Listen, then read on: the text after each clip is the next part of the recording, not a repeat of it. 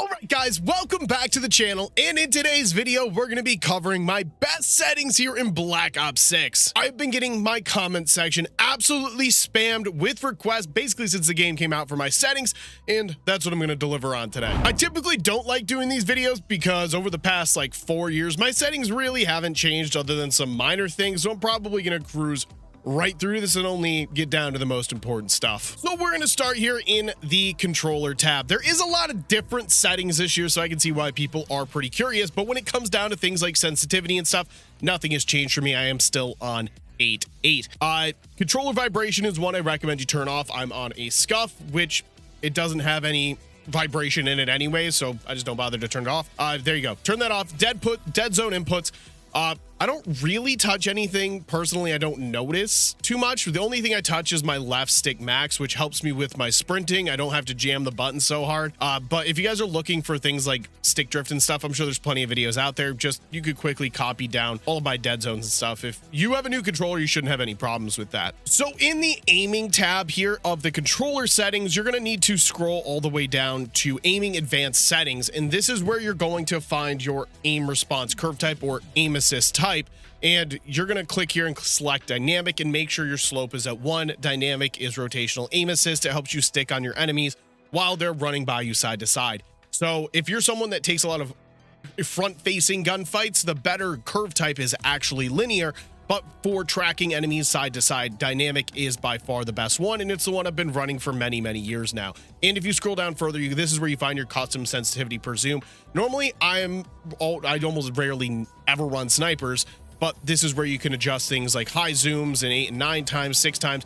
The maximum I normally run is a 2-time scope, maybe 3 times. So I have that and the low zoom, which is like a normal iron sight or reflex at 0.9. That's just my sweet spot. Something I almost skipped right over is in the aiming tab. Make sure you have your target aim assist on. Obviously, if you're on controller, if you turn this off, you're just putting yourself at a disadvantage. Make sure you have that on. And in the movement here, we no longer have automatic tactical sprint, but what we have is called tactical sprint assist.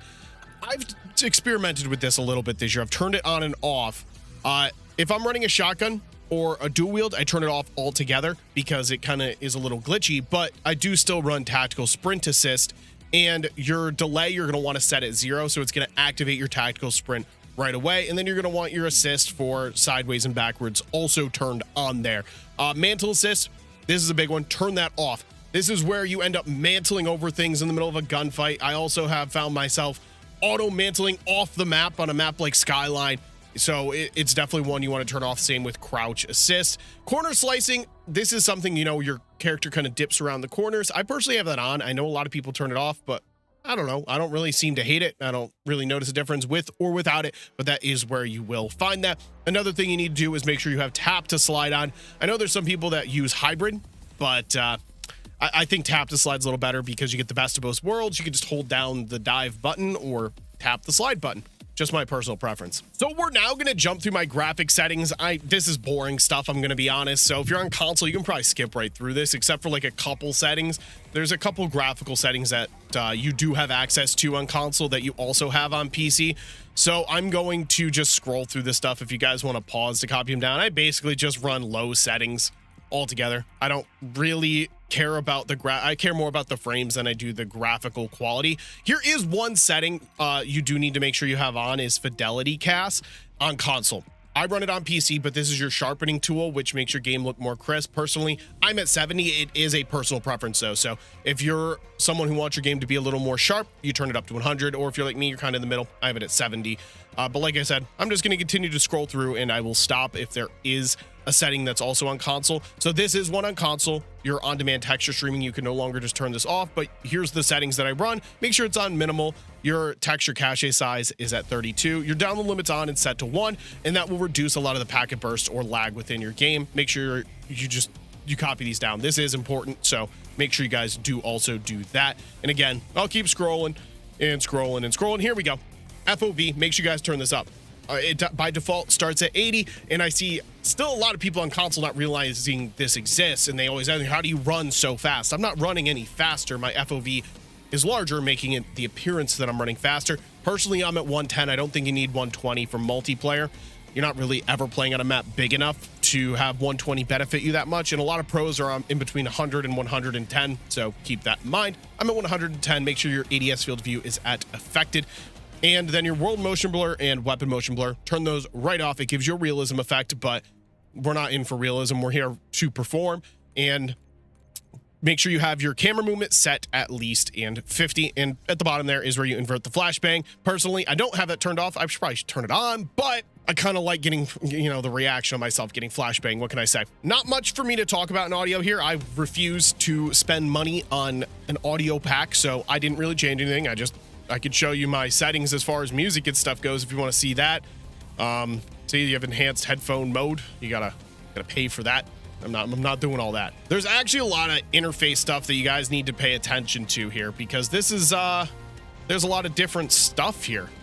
Personally, I turn off all of these in-game alerts because they just take up space on your screen. It can cause you to miss somebody. So yeah, make sure you guys turn those off. But in the readability here, you're going to scroll down. This is where you find subtitles, stuff like that. But there's an option for color customization, and the colors don't matter. I'll say that. You could choose whatever you want, but you want to make sure you have it set to color filter 2. That's the most saturated and contrasted version, giving your game a little bit of a pop.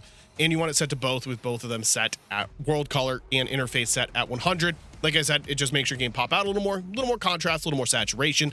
And another thing you guys want to take a look at here is your HUD presets. There's one here that's way better than the others, and it is called magnified. This zooms in on your mini map. Make sure you turn this on. Yes, it's going to make everything bigger, like your score streaks, your ammo at the bottom, but your mini map is much bigger and you can easily identify where people are. So turn it on magnified. And then the next thing you want to do is make sure that you turn your mini map shape to square, making it even bigger. It's going to give you the most benefit here.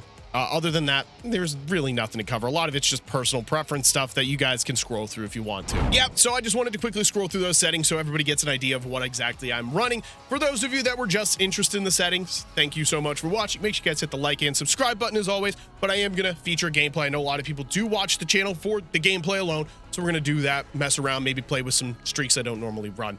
Again, thank you guys for watching. Let's get into it. So just like settings, I've actually been getting massive amounts of requests for a top 5 video, and that has been recorded. I actually recorded it right before I recorded this video, so that will be coming rather soon. That one's going to take a long time to edit, so I can't give you a confirmation on what day that will be. That being said, just be prepared for it. I'm thinking I'll have it done being edited by like Friday. I think Friday, maybe Saturday at the latest. I don't know when, but I put a lot of time. You know, that's a lot of talking. I'm not going to say it's hard, but it becomes pretty tiring pretty quickly. When you talk for like 30 minutes straight, and granted, the video won't be 30 minutes long because you got to remember I make mistakes, or not just mistakes, but let's just say I add the wrong attachment and I record the whole weapon. You get put in that situation where, you know, I got to start all the way over again. I am messing around with the Krig here. I'm trying out a few different attachments. Like right now I have, what is the headshot barrel, the CHF barrel. I've also been playing around with rapid fire. I'm trying to figure out what I want to do next for my next builds. See, this doesn't feel too much different than the damage range barrel, so it doesn't really seem worth it for the recoil control loss, but it's going to be quite a bit of testing. So if you guys have any recommendations for the Krig, or better yet, you guys want to tell me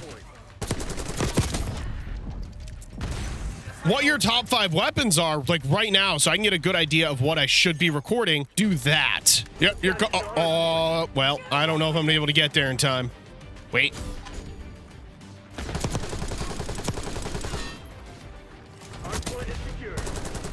Well, this was a pickle that I wasn't prepared for.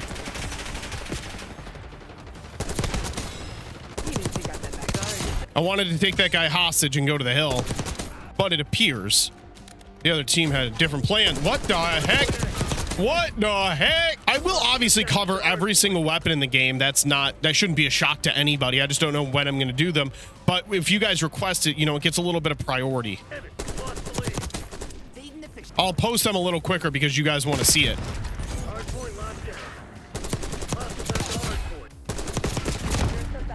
I gotta stop treating this thing like an SMG. Okay, so like I was saying, I experimented with rapid fire, and you can definitely be much more aggressive with rapid fire on it. I'm kind of used to that at the moment. I'm kind of used to being able to get up and close with people.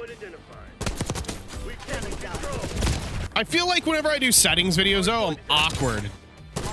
Oh, I can wallbang that. Nice. Oh, hi. I feel like I'm just reading information on the screen, which essentially is what I'm doing. I feel like there's not much to it. I'm not going to say it feels lazy, but I don't know. It's so unscripted that I feel awkward about it.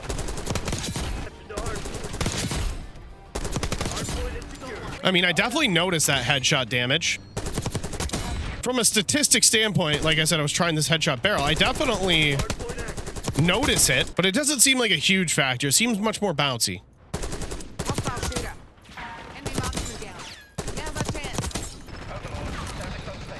I'm not going to take this guy hostage. I was going to take that guy hostage, but I wasn't close enough to any enemies. It wasn't worth it.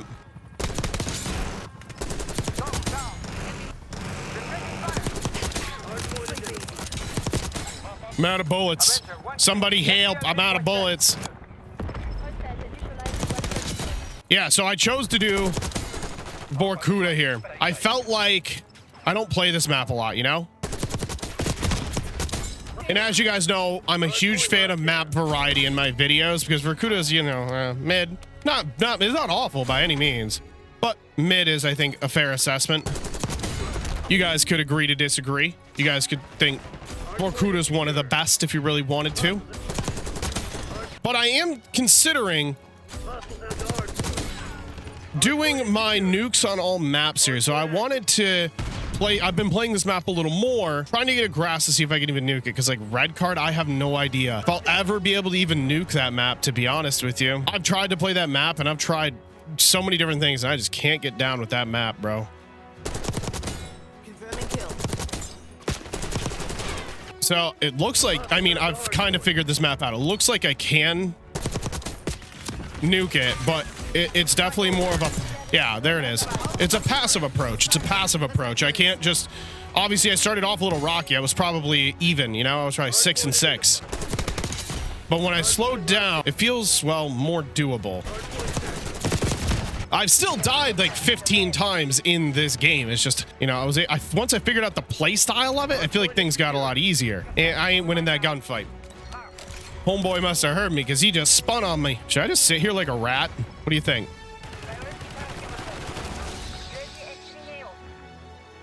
I hear one over here. I'm gonna get a kill like this. Bet you didn't expect that. Well, it only worked for 1 kill. What can I say? I forgot to change my streaks. I was going to use some goofy stuff. I mean, there's not nothing that goofy in this game. I mean, the hand, I don't know if we're ever, what was that spawn? I don't know if we're ever going to unlock this freaking hand cannon. At the time of recording this, it is Sunday, and we haven't even locked tier 1 of that whole challenge that we're doing. The community challenge, X amount of kills. We haven't even unlocked tier 1 yet. We need 50 billion kills. It's kind of insane. I feel like they may have overestimated that. Rapid fire right there would have seriously helped.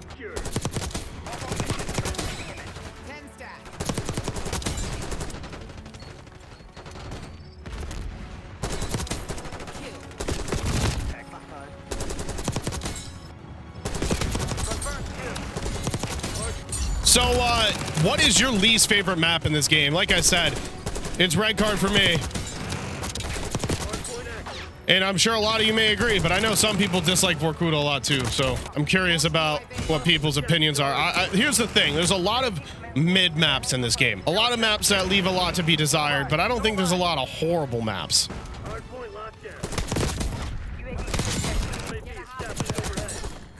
Well, that should wrap up the game. We know I can nuke Vorkuta now.